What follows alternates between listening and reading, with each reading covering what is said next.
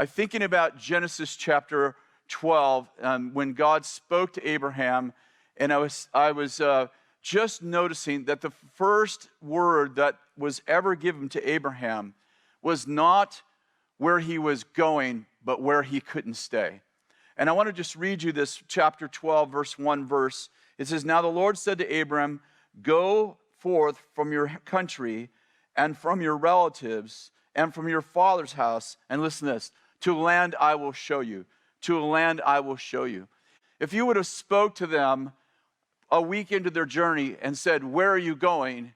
they would have had to say, "We don't know where we're going. We just know where we can't stay." And I believe that there are times and seasons in life where the Lord refuses to tell us where we're going. And we live a life of faith which is often lived out in uncertainty of circumstances, which tests our trust for God. And I want to read you a few things that I noted last night. We are often live under a false sense of security, believing that we're actually in control of our destiny. Let me say that again. We often live under a false sense of security, believing that we're actually in control of our destiny. We're the most overly insured people in the history of the world. We have house insurance, car insurance, life insurance, as if you can insure life, liability insurance, health insurance, workman's compensation, sick leave, Medicare, Medicaid, home warranties, car extended warranties, and it goes on. And we keep buying warranties, hoping that we can ensure that no future problem will ever touch us. We have our 401k, our Social Security plan, our retirement plan, and we think we are in control of our destiny, which gives us a false sense of security. I'd like to propose that God is the only one in control of our destiny.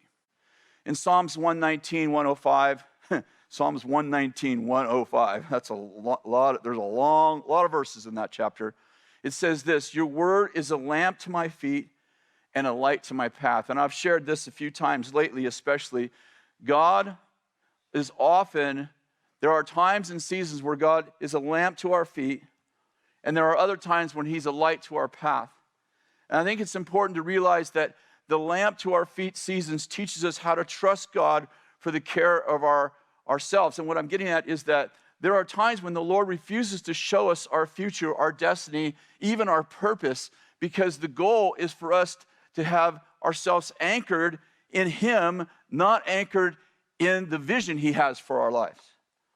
The light to our past seasons is awesome when the Lord highlights, hey, this is where you're going. We get these prophecies about you're going to be a doctor, you're going to be a sailor, you're going to be a nurse, you're going to be a mom, you're going to be a dad. And there's a deep sense that my security is coming from the fact that I have yet to fulfill my purpose.